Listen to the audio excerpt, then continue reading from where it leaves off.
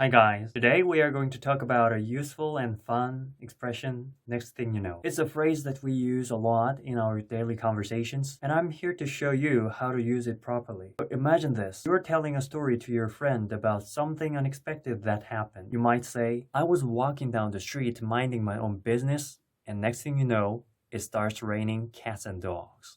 See how that works? Next thing you know, is like a bridge between two events. Let me give you another example. You're talking about your friend's new job. You could say, they just started working there last month, and next thing you know, they are already the manager. It's a handy little phrase that adds a bit of excitement and surprise to your story. So next time you're chatting with someone and want to add a little bit of flair to your storytelling, remember to throw in a next thing you know. Keep up the good work, and I will see you next time. Happy learning! Kidding.